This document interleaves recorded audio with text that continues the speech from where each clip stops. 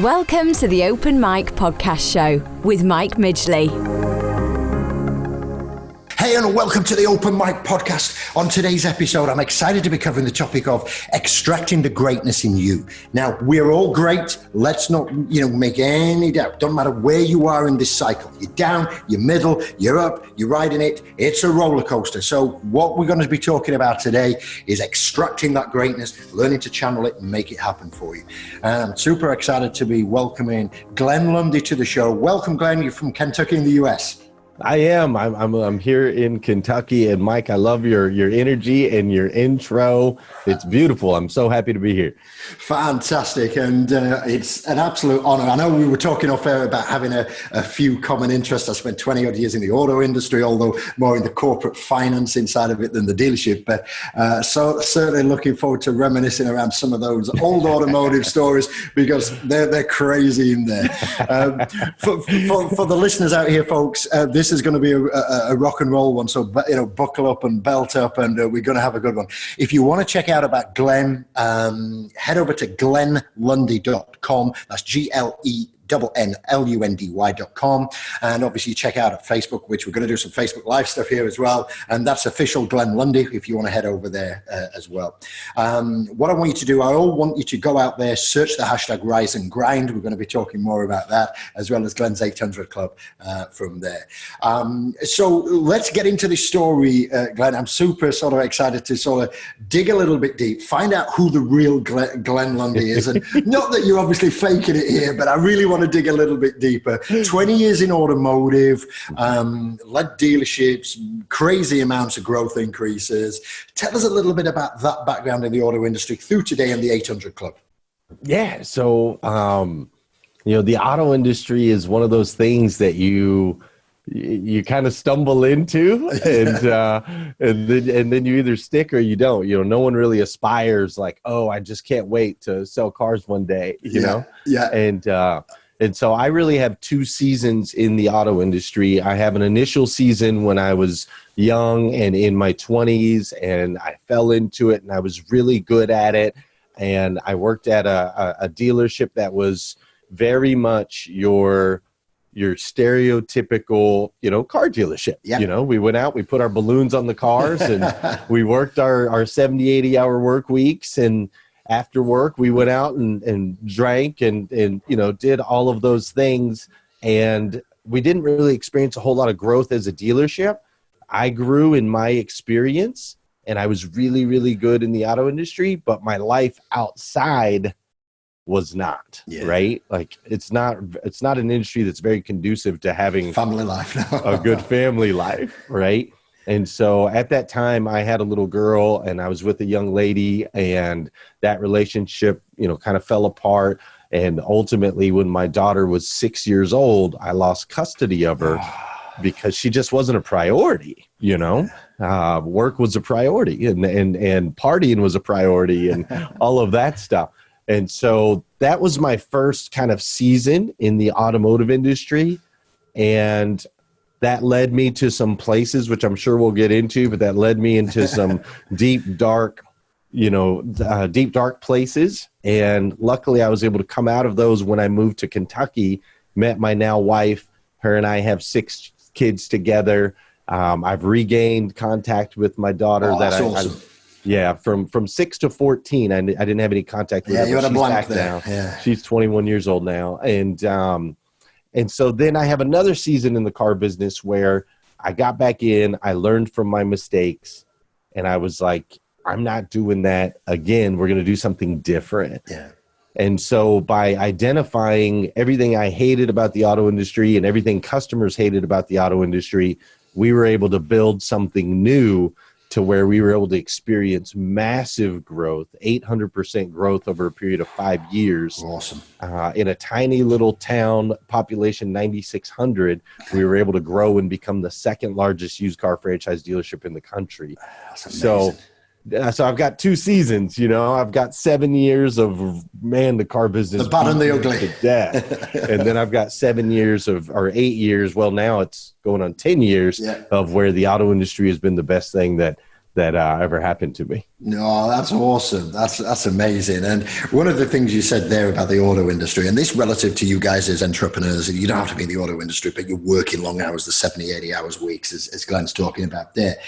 Well, the benefit that I had working my stint in the auto industry, like I say, it's more the finance industry, we were corporate, we were fleet and leasing, we were business, right. So we only worked Monday to Friday. So when I speak to fellow auto professionals, and I hear that come back, I'm thinking like, well, I would cut in the grass on a Saturday and go into the mall and shopping, because the finance companies, although they had underwriters working on Saturday for dealership closes, in the fleet and business, it was a Monday to Friday job. So I sort of had the best of both worlds there. I'd got the excitement and roller coaster, and I get it. I've seen over the period of time, people come in and they either stick for a month or they stick for 20 years. That's right. It is that. And you either love it or hate it. It's that sick passion, isn't it? That sadistic really passion is. for what you get.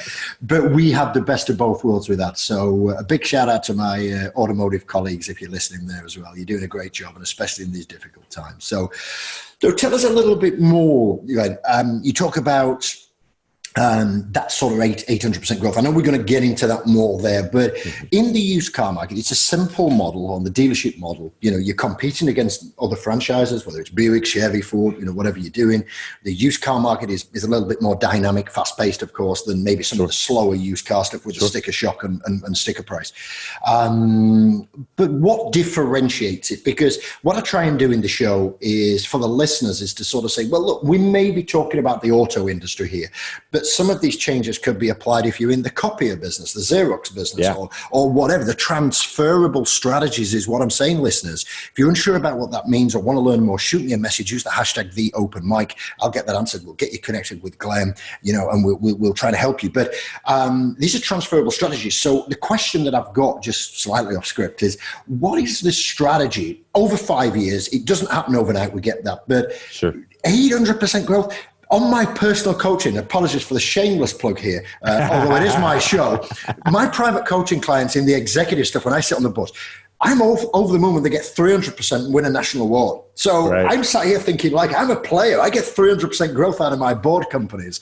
You get 800%, and I'm like, whoa, what am I doing wrong? So how can we do that? What's the secret, or what's the there's no silver bullet, but what's the processes that compound to that level? I'd love to sort of tap into your brain and understand that a little bit more. Yeah, sure. I think that,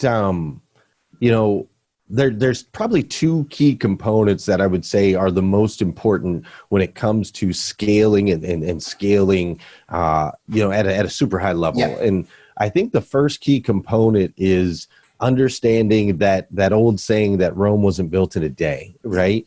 So it really is an infinite game. And Simon Sinek wrote a book on this recently called The Infinite Game. And I think if everybody could get that in their heads, they would have a better understanding. The auto industry is really built in 30-day windows, right? Everything's 30 days. We sell cars as many as we can for 30 days. And then every manager in the country on the first day of the month tells all of their employees, we gotta go again. You're back at zero, right? You're back at zero. You got to go again. You don't have any money made. And so we really deflate our employees on the beginning of every month. Yeah. And then there's a race to sell more cars the end of every month. The manufacturer plays the same game. He gives us new rebates, new incentives. They move things around, and they don't let us know what's happening until we get till the first of the month, right? So everybody's playing this 30-day window game. And what we were able to do is we were able to get past that, not look at that, not follow the trends, what everybody else is doing. And how do we play the infinite game where there is no finish line, and what little tiny tweaks can we make daily that are ultimately going to compound, using the theory of compound interest, that are ultimately going to compound later to scale us. So you would see us have some growth, and then spike. Yeah. Right? Some growth, spike, because we were just layering these little components one on top of another. So it's like the hockey stick, isn't it? That it goes round the hockey and then boom, up from that side. Yeah, absolutely. So I think that was one key thing, is getting out of the 30-day short-term mindset. So I think that's one key component, right? Understanding that infinite game and playing the game for the long haul. I think that was huge. The second key component was this old saying and theory that people have that the customer is always right or always first, right? We didn't really fall into that. I believe that your employees should be first. Yeah. Right. And we should build businesses. We should build our businesses with our employees in mind. Fully our agree. Customers should be second and our profits should be third. So employee, customer, and then profit. And that's really what we were able to do at the dealership is we put our employees first. We taught them life skills, not just job skills. We made sure Big to connect difference. with them, listen to them. What do they need? We helped them to develop as individuals and have better relationships at home and with their children, better financial relationships and understandings of money, you know, things like that. And as we poured into our workforce, it became a majority millennial workforce, really, which everybody says these guys, you know, these millennials are crazy, but really they just need some purpose and some guidance. But as we really poured into our people, we were able to experience, you know, massive growth. When you start to extract greatness out of each employee and you get just a little bit more out of each one of them, then overall the total number blows up quick. Yeah, it's exponential as that leverage comes in. I get it. And I love the quote that you put there about you poured it into your people. Not many businesses are doing that and neither cutting back on budgets or whatever. And, you know, there's different strategies out there, but yeah, you know, how on earth can you expect to look after your customers if you ain't looking after your people? Because it's those who are absolutely doing that, isn't it? So, no doubt. But that's awesome. So you do the Facebook Live. We're participating in that now, the Rise and Grind. So how did that come about? You know, what is this Rise and Grind? Because should it be not Rise and Greatness? And that's me challenging you there for a brand question. But, you know, because we don't want to rise and just grind it out, do we? We want to be successful. So I don't know. Tell us more about where that came from. Well, I think, you know, the reason I really use the word, you know, grind in there and hold on to that is that again, it's again that long-term mindset, right? Like we're going to have to repeat these actions over and over and over and over and over and over and over. Nothing happens overnight, but really Rise and Grind came from two places. So I do the show every morning, Monday through Friday morning at 5:30 a.m. And it came from two places. One, I was building up kind of a social media with the dealership. The more social media got, the more cars we sold, as well as the more talent we were able to attract, really forward-thinking employees. And so from a marketing side, I started thinking, like, how can we continue to add value that's not just trying to sell cars, but how can we add value, draw people in, connect with them, and build the brand, right?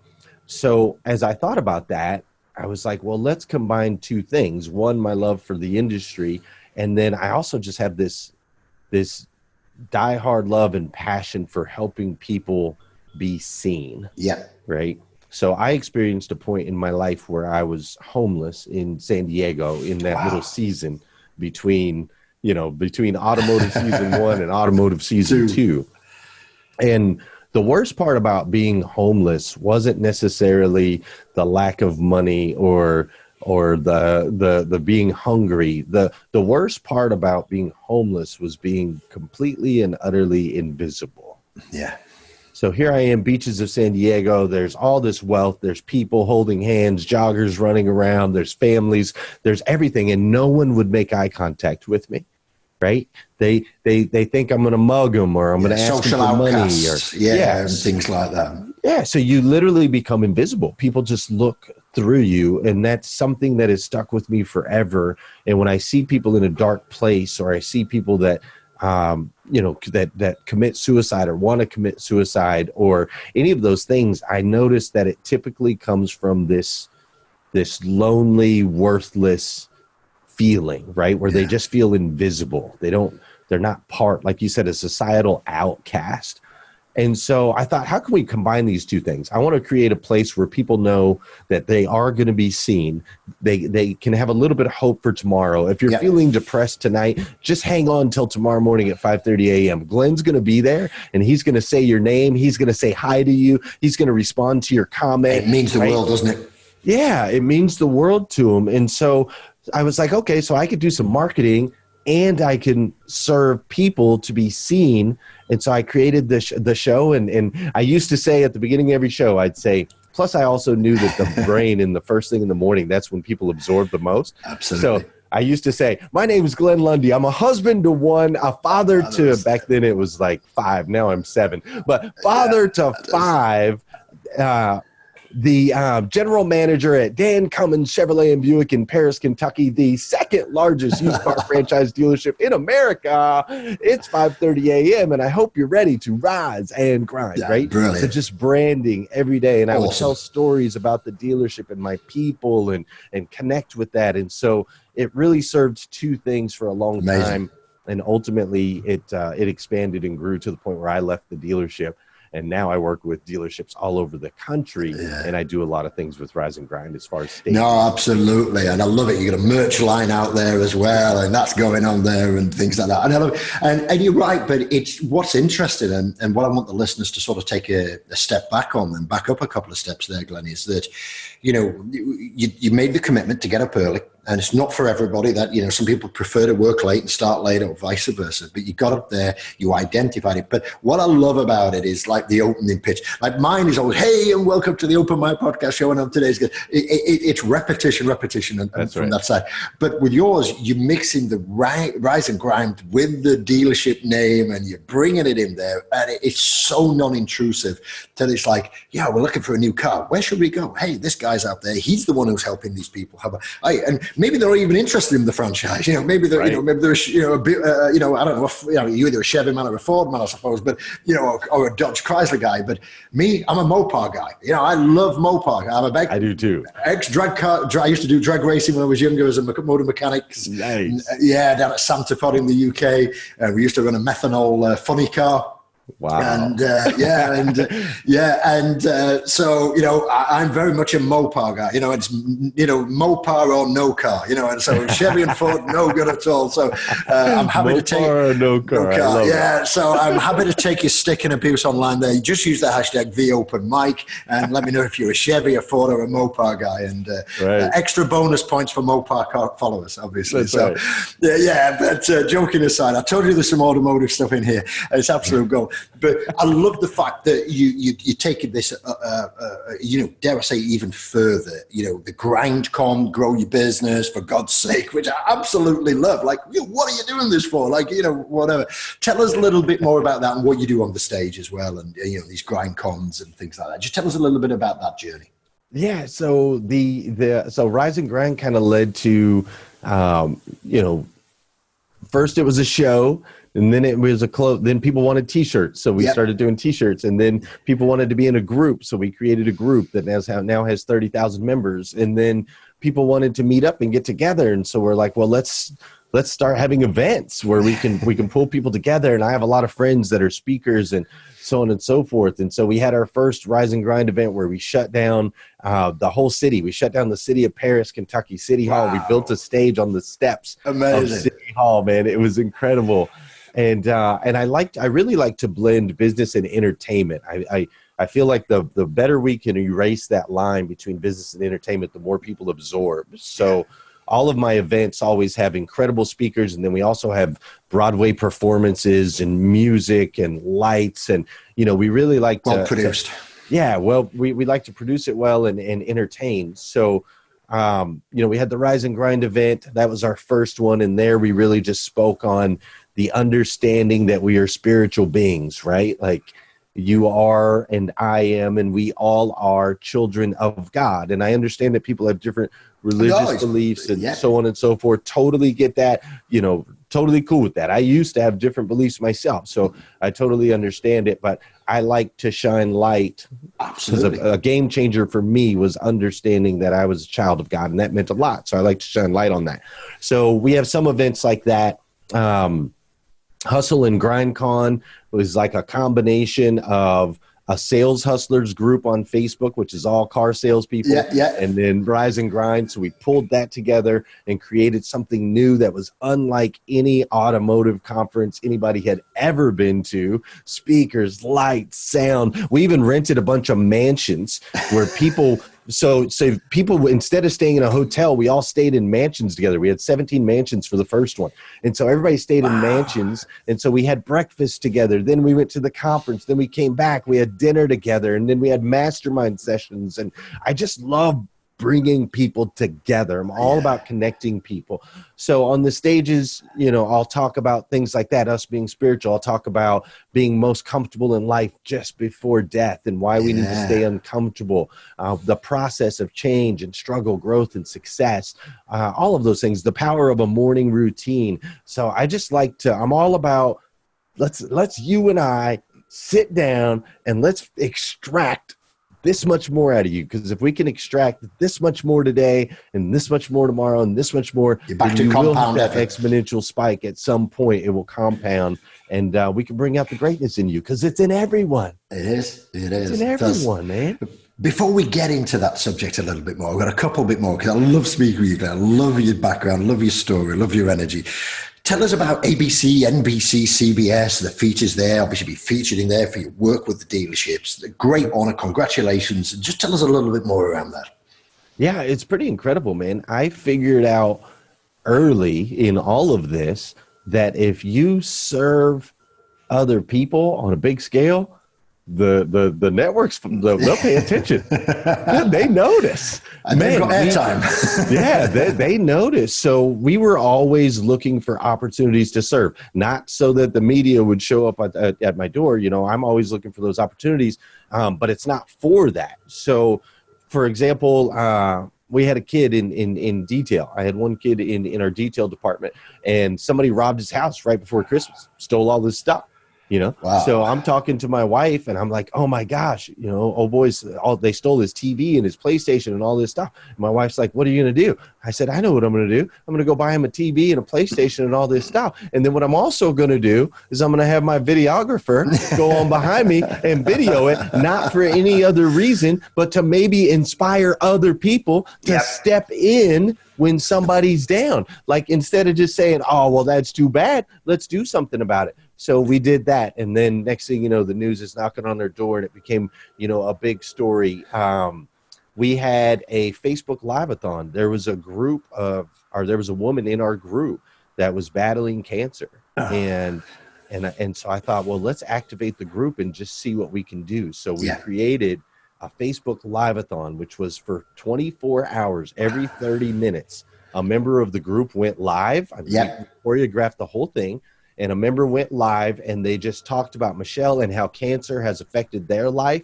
And we raised $45,000. Wow, congratulations. That's awesome. Hours, man. And so the news came out for that. And all the while, you know, they're looking at our dealership, they're looking at all of those different things. And so that press coverage, it comes when it's priceless, isn't it? But that's all the effect of the, you know, but the cause is as good. You know, the cancer charity, you know, for the lady and, you know, the guy with the TV and you know, the distress he would have faced at Christmas. So I love that. I think it's awesome. And it's so great. And it's just creative thinking and, you know, aligning that. It's not, hey, buy my stuff. It's like, let's help somebody, but ride out with that and deal with it, which shows that community spirit. And that's awesome. They're some of the best sort of stories I've heard for a long time. So that's amazing. And sometimes we get some slack. Like people are like, you know, you're putting the cameras on it. You should do your good deeds in private. And you know, we get that a lot. And I challenge people on that. I say, you know, me personally, the way I look at it is, if Jesus did all his good deeds in private, nobody ever wrote about it, and there'd be no book for us and there'd be no inspiration for me. So we don't do it with that. That's not our intention, is to go do things just for camera time. Correct. But when we do something and we think it's really impactful and can inspire others, man, I'm all about it. Share it. Share the good news. I've got a saying or a quote around people like that who are there, and it doesn't matter what you do, you'll never please them. And I always say, hey, I could give you a bar of gold, and you'd complain it's too heavy to carry home. You know, and you know that's just the type of people that you're dealing with. So you know, hey, you know, you try and help them, but you can't do anything, can you? That's right. That's right. So what I want to do is I segue into the part of the show is really I want to sort of get back. I understand the homeless part. I understand the turnaround. I understand the faith and the spiritual major thing. And like I say, we're not promoting religious cause or political cause here, guys, on the show. We're just saying is that you got a spiritual or a faith-based background. It gives you what I believe is a moral compass. So I'm with you all the way on that, and it doesn't mean to say you got to go and do that. It doesn't mean to say you got to adopt that. That's your call. You do what you want to do. We'll support you in any way we can. But I echo that 100%, Glenn, on that side. But having understood a little bit more about your background, what I'm really interested to see is, there's that initial, what I call the ugly and the bad side of that first stint, that sort of horrible part in the middle, and then that recovery back into the better part, and then obviously onto the big things. What I'm reading up here is really understanding that mental side of human culture. Was there one particular thing? Was it the homelessness? Was it something else where you say, hey, I've really got to focus on helping? Because I'm a big believer of altruism, helping and giving back. I say this probably in every podcast that I do. The open mic is like a public service duty for me. It's my best time of the week. It's what I love doing, interviewing and speaking people all around the world, serving my own community, giving them access to, world-class talent and ideas. But not everybody's like that. And I certainly wasn't like that before. Could I even use the word? I was a corporate prostitute to a degree, where I was to the profit and loss, sure. venture capital backed, publicly floated company as a CEO, driving that mentality. But then you come to a point where thinking, enough's enough. I can't do this anymore. There's got to be a better way. I'm successful, I'm wealthy, but I'm not happy. And then there's got to be a different sort of way. Yeah. So I just really want to tap into, and we're totally off script here to a degree, but I really want to tap into what got you started with really understanding that mental side of that human culture that maybe brought these innovative, somewhat guerrilla marketing techniques, but with a good cause to a degree. I just love it. It would do a switch. Did something happen one day that just said, hey, I've got to move into this sort of side? Tell us how that transformation happened. Well, the biggest switch moment was towards the end of, actually right at the end of my homeless period. I reached a very deep dark space, and every day was the same. I would ride the city bus because they run 24 hours a day out there. So I would ride the city bus. They would kick me off at 6 a.m. when they got to the depot. I would walk from 6 a.m. up and down the streets looking for change. I just wanted to get enough for a sausage McMuffin with egg, man. If I could get one of those, it'd last me all day. So I would look for change, get a sausage McMuffin with egg, and then I'd spend the rest of the day looking for enough change to get back on the bus, because that was the safest place to sleep at night. And so after doing that day in and day out, and every day, I literally lost all hope. And just reached a real dark place, and I was invisible, and I convinced myself that the world would be a better place without me. Wow. That's what I had convinced myself. And so, not being a very good swimmer, and there being a very large ocean, Pacific Ocean to the left, I decided that I would swim out as far as I could, and I just wouldn't be able to swim back. And that was kind of the decision I made. And so I did. I attempted to take my own life, and I swam out as far as I could. And there's a whole process of mentally that happens when you go through that. But I swam out, and right at the moment that I thought I had taken my last breath, and I went under, and right at that moment my feet hit the ground again, and I was like, what is going on? And it turned out the tide was coming in, and I was such a horrible swimmer that I couldn't even get out past the tide, and it just kept pushing me back on shore. So as I rolled up on the shore after this attempt, after thinking that this was it, I remember laying there looking up, seeing all of the stars, and realizing a couple things. One, realizing how big the universe was, how many opportunities there were out there, and how small my problems were in comparison. That was the first thing. But then I also realized that as I reflected, because you kind of think back through your life right before you make a decision to do something like that. Absolutely. And as I looked back, it was the strangest thing. There was one guy that was in every situation, every bad situation, every problem. There was one guy that was always there, and it was me. I was there every single time. I was the constant. Yeah. So once I realized that, I'm like, okay, wait a minute. Before I had this victim mentality, it's all everybody else's fault. But once I realized, okay, wait a minute, I'm the consistent component in this. So everything that I've created is basically my fault, which means also everything that I want in the future can be created by me. I'm in control. So that's led me down a path to where I started to dive into self-development. I started to listen to the Eric Thomases and the Les Browns and the awesome. Tony Robbins, and I started reading more books and studying different religions and all of that stuff. I started to get a better spiritual understanding of self. And just through all of that, I just became a student, man. I was addicted. I had an addicted personality anyway.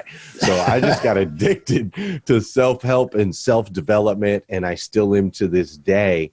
And so just through that was really the switch, that moment of realizing, wait, I am not a victim. I am actually the catalyst that creates things good and things bad.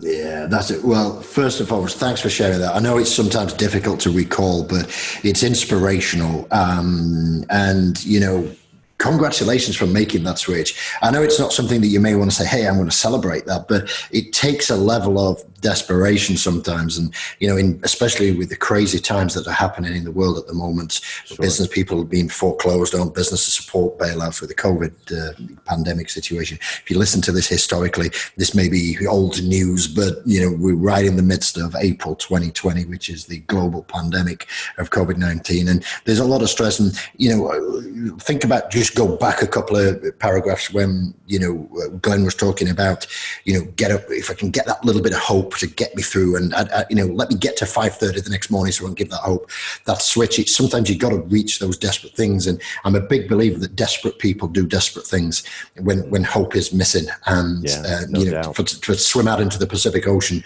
and maybe face that, which is ultimately leaving potentially your daughter behind, all that. You know, wow. Thanks for sharing that story. It's really powerful. And, you know, it's certainly inspiring. One thing that Glenn did mention, you know, Tony Robbins, very well known, certainly in the US, Les Brown as well, but maybe less known over in the UK and the you know, the EMEA, the European and Asian markets. Go and check Les Brown. You know, if you want something there, I could listen to that guy all day and some, and he's absolutely outstanding. And we'll put a Les Brown link in. There's a great video I've seen of him. This is one I keep sort of replaying over and over. We'll put that on this show notes, so go and check that out at the bottom. So thanks for sharing that story, Glenn. Fantastic. I've really enjoyed it, and you know, credit to what you're doing. It takes a lot of guts, it takes a lot of discipline, it takes a lot of effort.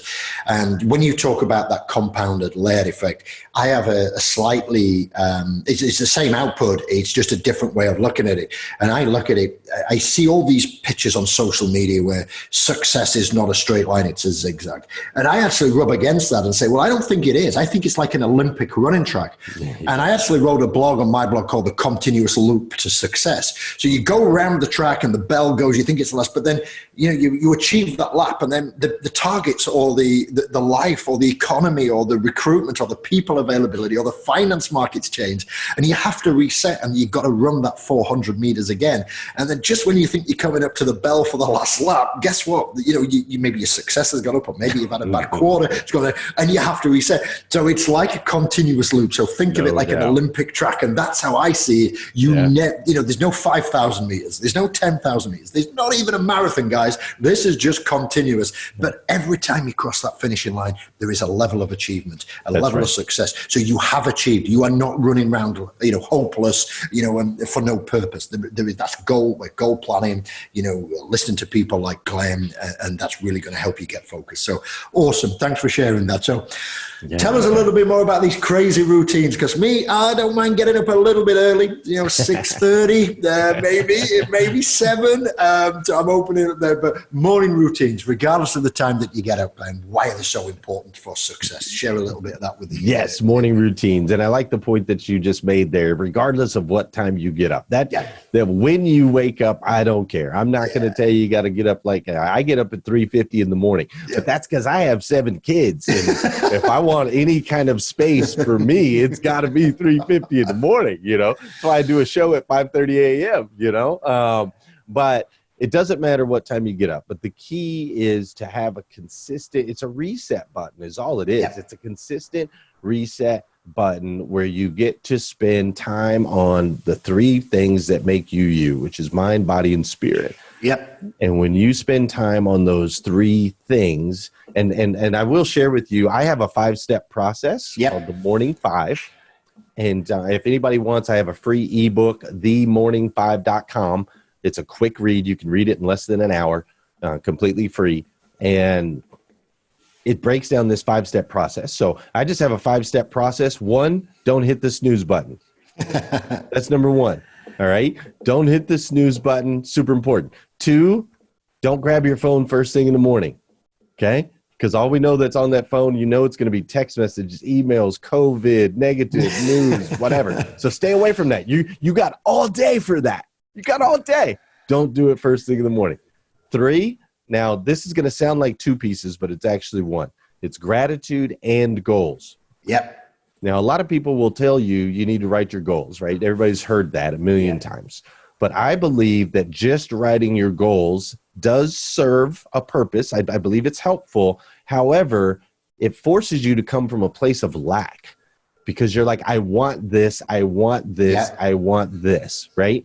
So I believe we have to spend a little time in gratitude first. I'm thankful for this. I'm thankful for this. I'm thankful for this. However, I also would like to attain this. Oh yeah, I aspire to, but I am thankful for what I have. So I like to combine those 2. And then step 4 is take care of yourself physically, do something, run, walk. I don't care what stage you're at physically, just get the body in motion. And then step 5, I believe, is the most powerful step of the whole thing. So in the morning routine, you've now spent the entire morning focused on yourself, right? Yep. You didn't hit the snooze. You didn't touch the phone. You're not communicating with anybody else. Your gratitude, your goals, you're working out. It's been all about you. And that's great because you need that for a little bit of time. But now that your energy is where it's supposed to be and you've spent time, you've put the oxygen mask on yourself. Yep. Now it's time for you to release that energy out into the world. So step 5 is send out an encouraging message. Yeah. Whether it be a text message to a colleague or, tell your wife something you haven't told her in a while. Maybe it's your kids, somebody on Facebook. Just release it out into the world and it makes a massive impact. You'll be blown away. If you do this every single day, you'll be blown away at what happens from it. So I'm just a big fan of that morning 5, that reset button, that time to energize yourself. Ultimately, it sounds selfish, but it's really so you can go make an impact in other people's lives. Yeah, because it's the only example I can think live, so I haven't had time to plan this, but it's like in the event of an airline emergency. They always tell you to put the oxygen mask on you before you put it on your child, because if you're not sort of compass and breathing, then you can't help your child anyway. And it's a little bit of that sort of strategy is what I'm thinking there. Let's get ourselves right, and then let's go and share and help others. That's awesome. And if you're not already motivated off the clock, you should be. Go and make sure that morning 5 happens. Use the hashtag rise and grind. Go and leave Glenn a comment. Let him know how that morning routine does. You may do something slightly different, but 4 for yourself, 1 for others. Make it happen. And that's awesome. Thanks for sharing it, Glenn. 4 for yourself, 1 for others. I like that. Yeah. Short and simple, bang, get it in there. Let's move it on. So understanding the process of change. Now, nobody likes to change. People don't like to change. Everything's got to change. There's the definition of insanity, keep doing the same and expecting different results, Einstein, etc. But how do you, cover this secure, how do you get that engagement and adoption for people to make change? Because it doesn't matter, like you said, whether you get up at 5:30 or 6:30, 7:30, it doesn't matter. But especially the car dealerships as well, because they are, or potentially stereotyped as stuck in the ways, sell cars, or whatever it would be. So how do you understand that process of change and get people to adopt it? Is there other things outside of what we've discussed you could sort of share with us? Yeah, sure. So luckily I have lots of babies, right? I've seen 7 children like go from this blob that can't speak, can't walk, can't talk, can't hold its head up, can't do anything, go from these blobs to now I've got a 21-year-old daughter who's got tattoos everywhere and loves music festivals, right? So I've been blessed to see this process of change. And here's really what happens. So you have, and this is what I share with my clients, my employees, anybody. I share this because I think it's really important that people understand that this is how it works, right? So what you've got this baby that's a blob and can do nothing, and it's laying there, and it's okay. You feed it, and it poops and pees and says goo goo gaga, right? That's all it does, right? It can't do anything else. And then all of a sudden, something changes. Yeah.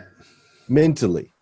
That child's like, wait a minute. I don't like just laying here all by myself waiting for somebody to come pick me up. Like, I want to be able to move by myself, right? So immediately after the change happens, immediately you'll start to see the child go through a struggle process.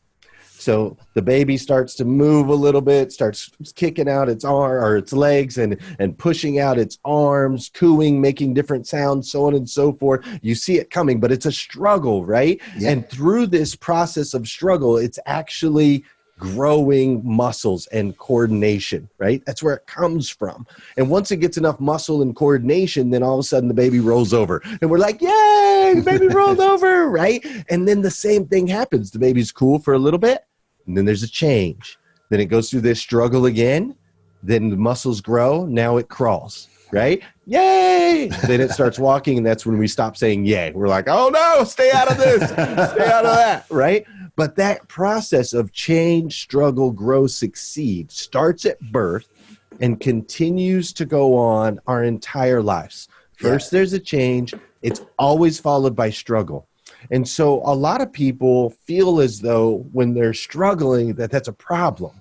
And I like to point out that if you're struggling, that's where growth comes from. Right. There is no growth without struggle. It doesn't exist. Yep. And there's no success without growth. So this process, change, struggle, grow, succeed, just know where you're at in the process, right? Are you in the process of change? Because guess what's coming next? Yep. Struggle. Be ready for it. Be prepared for it. Don't be afraid of it. Are you in a season of struggle? Guess what's coming next? Growth. Yep. You're going to grow from it. Are you in a season of growth? Guess what's next? Success. Yeah. Right?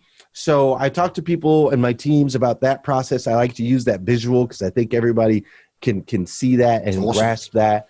And then I also like to point out that Harvard did a study a while back, and biologically, it takes 67 days before something becomes easier to do than to not do. Wow. From a biological standpoint. So if I want to start working out and I want to be a workout type guy, right? If I go 66 days straight, on day 66, it'll still be harder to do it than to not do it. But on day 67, biologically, it will now be easier to do it than to not do it. Wow. So I work with leaders in the auto industry. I work with the owners and the general managers of the dealerships. And they always say, well, Glenn, I tell my people to do this and they won't do it. What am I doing wrong? I said, you haven't told them to do it for 67 straight days. Well, I shouldn't have to tell them. Once I tell them they should do it. That's not how people work. You have to poke. You do it in a nice way. You don't have to slap them. You don't have to punch them. But every day for 67 days, you got to poke. Hey, did you put that note in the CRM? Hey, did you put that note in the CRM? Hey, did you put that note in the CRM? And on 67 days, if they haven't created a habit to where they're doing it on their own, then now you have really an employee issue. Yeah, you need more than anything. But people don't realize how long it actually takes mentally and physically for people to change into that new process. So if you combine those two, and let your team know, hey, we're going to go through this and it's going to take us a while and I'm here with you. It's going to take us 67 days to get it all figured out, but we're going to do it together. Here's the process. Let's go. Then you can usually get people on board versus just saying, here's the change, get it fixed and get it right. Yeah, because they're going to repel and push back, aren't they, on that, the dictation? But that's awesome. I love it. And do you know what? I've got to go and check that Harvard study report out. I'm really keen about that, because we used to always, I think there was a report done, going back 20 odd years, and it was called the 21 Days of Change, where you had to do like something, and then once you did 21 days, it became sort of habit. Sure. So, I don't have the source for that. It's just what I pick up over the term. But to have that extended out to 67, wow, you know what I mean? It's whether that's the way that, social and communication and overflow of information messages. I don't know what's causing that. But yeah, it's important that you discipline yourself and practice to achieve that. So I'll check that out, and we'll get that link put into the show notes as well, guys. That's awesome. So I love the fact that you say that we have the ability and responsibility to impact others. That's not always the case in how people work or people act. Maybe they do work like that, but they don't always act that way. Tell us more about both the positive and negative impact types and their outcomes. And from what's happening there. Going back to the two sides of Glenn, I've always been a leader. My whole life, I've always been a leader. People have always been drawn to me. They'll follow me. And before I had any spiritual understanding of self, I would lead people right off the edge of a cliff, right? Like they would follow me right off the edge of a cliff. It was horrible. Let's go to the casino. Let's go here. Let's go there. Let's do this. Let's rob this. Let's whatever. And people are like, yeah, Glenn, let's go. Whatever you say, let's do it. Right. So once I understood that we were spiritual beings, and that I have a Father in heaven who loves and cares for me, that has given me certain gifts, abilities, and assets, and ultimately given them to me so that I can make an impact in people's lives. Once I realized that, it changes everything, right? So I'm like, oh, I have the ability, and since I have that ability, I have to be grateful for that. So therefore, I now have a responsibility, right? So with that, I guess I've seen what one is like without the other. Yeah. So having the ability to impact people, but not taking responsibility for it is a dead end road. Yeah. It's a dead end road. Could be causing more harm than good if your intentions aren't necessarily well thought through. That's correct. And so that's really where my compass is now, is like, okay, we have these gifts, we have these talents. God gave me very specific gifts and talents for a reason. And now it's my responsibility to multiply those and go make an impact on others. Fantastic. I really appreciate you sharing that. Couple more points I want to tap into your brain if we've got time. Sure. And you state we're all in this together. Okay. And I love that. I buy into that philosophy. But is how do teams adopt that? The listeners here saying, I'm a leader, I'm going out telling all my teams we're in this together. But how do we get that across in a way that can be deemed mutually beneficial? Because what happens, especially in car dealerships, they want us to sell more cars, but they're cutting us commission percentages, so I'm selling more cars. And you've had the same, I guarantee you've had the same conversation that I've had, which is, so you want me to sell 1.36 more cars a month to pay me the same amount of money when there's been a commission realignment? Right. It's that type of thing. Yeah, and because obviously it's just the way the structure happens or whatever. They've had the calculator out, turn the same amount of money. So it's always 1.36 cars. I don't even know where they get 1.36 cars from. But ultimately, that's what the commissions guy says. So I use that more of as an example. It could be anything, photocopiers, coffee, lattes, whatever. But how do you do that? How do you get them to sort of buy into that you mean it in a mutually beneficial way? Because that's always a challenge for people to get the teams buying. All right, I'm going to give everybody a beautiful golden nugget right here. I hope everybody's got their pens ready, all right? I want you to write down the word and write it down this way. So instead of left to right, write it top to bottom. And we're going to put the word lead, L-E-A-D, but then I want you to put an extra D on it. Yeah. So it's like lead. All right. Now, next to the letter L, I want you to put the word listen. Yeah. Next to the E, we're going to put the word encourage. Yep. Next to the A, we'll put advise. Yep. Next to the D, we're going to put develop. Yep. And the last D is daily. Cool. With your team, if you follow this lead, process, if you follow this, I promise you, you'll get your team on board. First, we listen, right? You've heard this before, 2 ears, one mouth. Your mama probably told you that, right? Yeah. So first we listen. We want to listen to what are our people's needs? What do our people have going on in their lives, right? Yeah. Maybe, so say you're having a meeting with your staff, right? You should be the first one in the room every time. First one in the room. And you should sit or play some music but be somewhere where you can listen.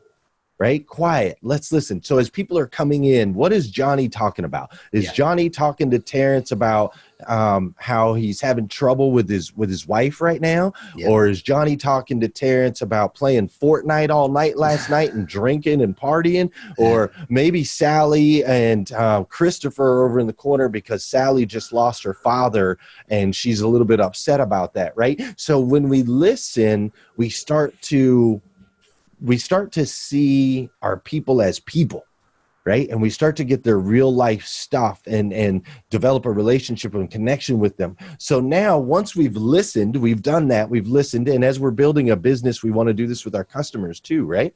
Like when I was building Rise and Grind, at first it was a show. And then my people were like, we need shirts. So then it was a clothing line. They're like, we need a group. So then we could a group. We need events. So then there's an event. So we're listening all the time. Listen, listen, listen. Now, once we've listened, now we want to encourage. Yep. A lot of people like to listen and then advise. They skip the encourage part. Interesting. They listen and then they say, Mike tells me, you tell me something. And I go, well, Mike, here's what you need to do. Bum, bum, bum, bum, bum, bum, bum. Right? They skip the encouragement part. So we want to, okay, we've listened. Now we want to encourage. We want to say, hey, Mike, you know what, man? I really love your podcast studio, man. It's incredible. I love how you got the blue wall, the 1630. That's an incredible logo right there. You got the blue mic. Your energy's incredible. Like you've done an amazing job with this podcast. I really appreciate what you do and what you do for me and for my company and so on and so forth, right? We encourage. Now, once we've listened, I've listened to you, Mike. I've encouraged you.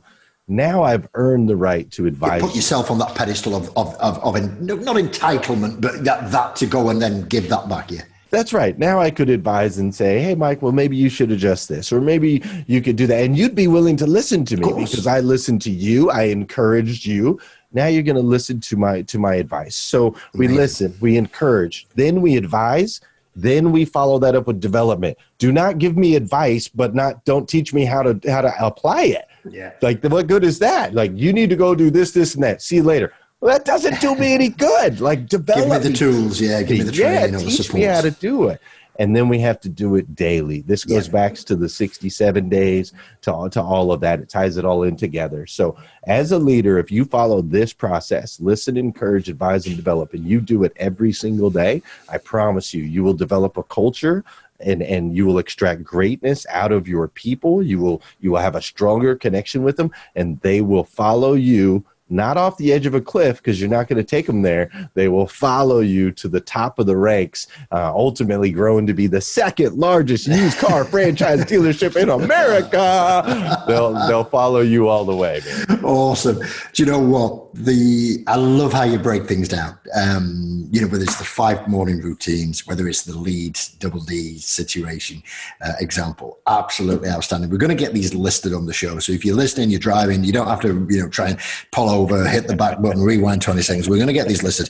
Head over to mikejmidgley.com/blog, and we're going to get these listed out on Glenn's page. So that's awesome. Really appreciate it, Glenn.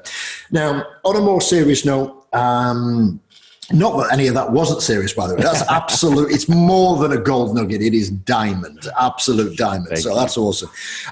But you talk about, you're most comfortable in life right before death, and the experiences that you've had, as you've shared with us. Tell us a little bit more about that. And, did I hear you right earlier said about it's better to stay uncomfortable? I'm not sure. So maybe I don't want to plant that word, but I thought I heard that earlier on. But you're most comfortable in life right before death. What do you mean about that? How does it relate to all this? And how can we wrap the show out of using this explanation and guidance? So I got to tell you a story. I'll try to make it quick because I know we're running on time. Yep. So I got a phone call years ago, a little over a decade ago, and the phone call was my mom informing me that my grandfather had moments left to live, that he was going to pass away. He was dying from cancer. And you got to understand, my grandfather I never saw my grandfather not wearing a tie. He was married to his wife for 49 years, and she never had a driver's license. She never had a job, anything. Grandpa took care of her. She knew that she could trust him, to the ends of the He was always going to provide.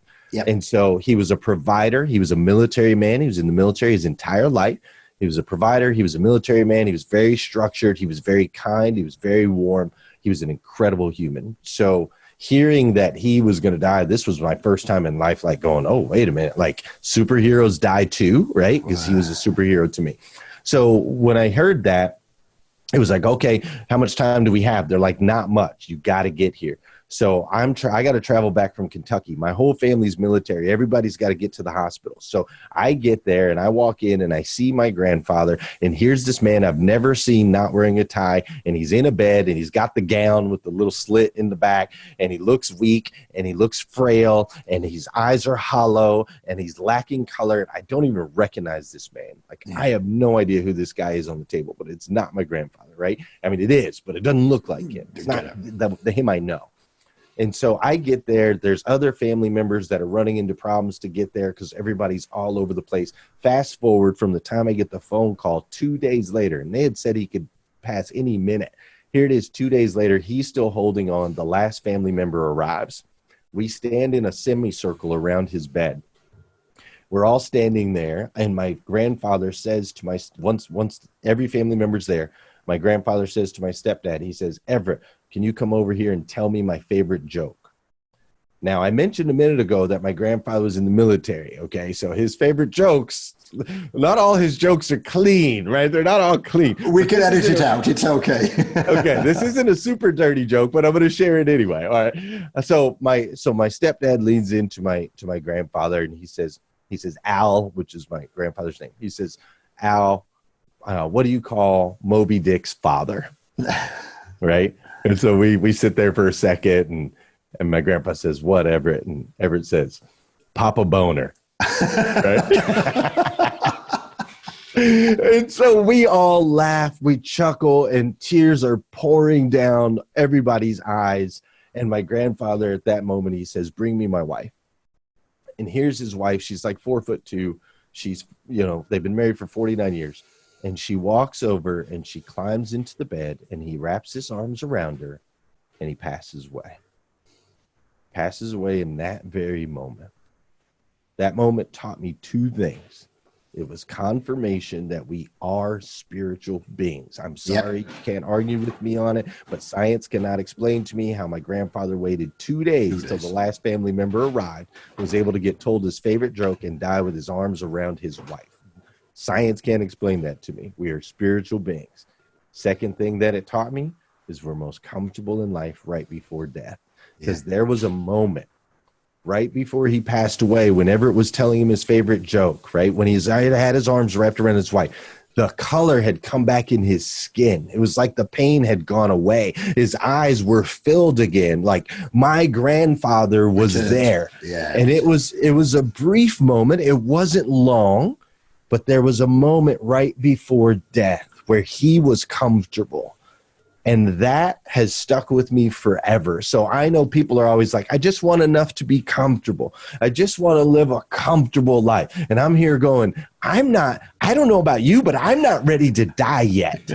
So I don't want to be comfortable. I want to stay uncomfortable where I'm changing, struggling, growing, succeed, change, struggle, grow, succeed, new levels, bigger impact, right? Like I'm going to keep pushing because I'm not ready to die yet. And you see this all the time. NFL player gets comfortable, right? He works his whole career to get there. Then he gets comfortable. What happens? He gets cut. Somebody at work, they work hard to get to a high CEO position, and then they get comfortable. They get cut. So I just keep it pushing, man. Let's stay uncomfortable, put ourselves in uncomfortable situations. That's where the growth is at, and that's how we continue to level up in success. That's a beautiful story. And obviously, I think an inevitable end for your grandfather, but a great way to experience it and a beautiful story. Awesome. Glenn, I have Thoroughly enjoyed. I know we're slightly over on time, and I apologize for keeping you there, but I enjoyed it so much. I've learned so much. I've been in business I started my first business in 1994. I've been an entrepreneur, planting flags on the top of Everest and sliding back down the other side in the gravel, grazing my knees on the other day.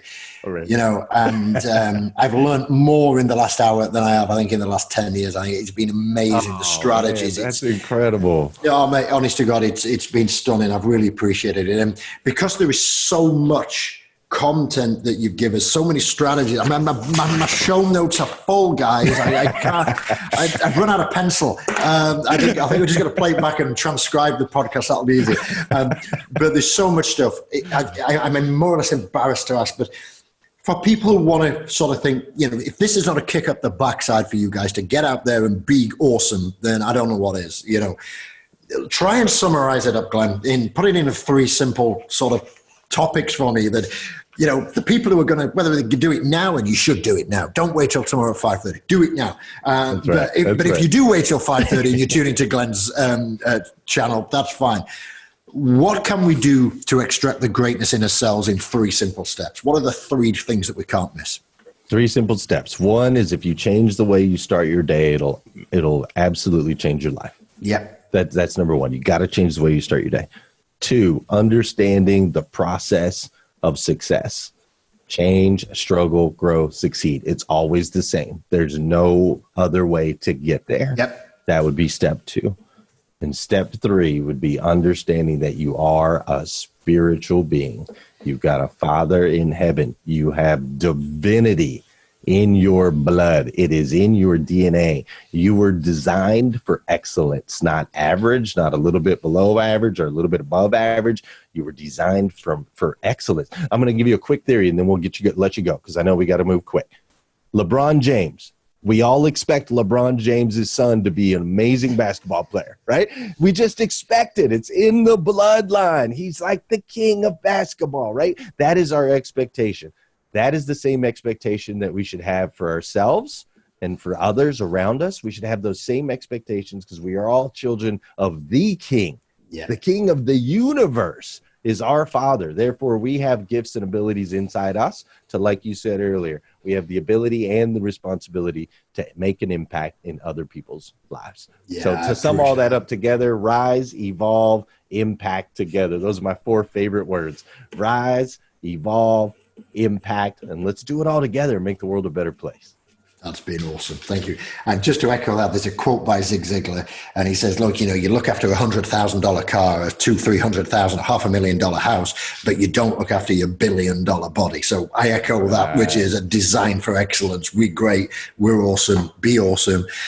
Glenn, it's been an absolute pleasure. I can't thank you enough. You've made my Friday. It's wrapping up evening here on Friday evening. This is why I do the podcast. This is why I get to do it, to speak and learn and interview great people like yourself. Thank you so much. You're doing an absolute amazing job for your tribe. Keep it going, man. It's awesome. This has been, I've really, really enjoyed it. Super glad to connect and just humbled and appreciate the opportunity to share over all across the globe, man. It's so cool, the world we live in today, that we have the ability to do things like this. So I'm really thankful for you. That's it. And equally so. And to you, our listeners, we really, really appreciate it. Don't forget, go check out Glenn, glennlundy.com, GLENNLUNDY. We'll put that in the shownote.com. Go check out Glenn's Facebook group as well, which is official Glenn Lundy. And we also appreciate you've got a ton of choice in the podcast market. We appreciate you lending your ears to us. As always, continue growth engine development, get in the game, go do the hustle, go make it happen. And in these crazy, crazy times, stay safe, guys. God bless. And we'll catch up with you on another Open Mic podcast real soon. Take care, guys. All the best.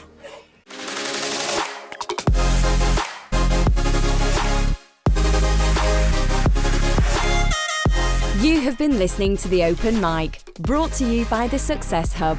To find out more and to get the resources we have mentioned in this podcast episode, simply visit blog.thesuccesshub.io and view the podcast section. Thanks for listening, and we look forward to catching up with you in our next episode.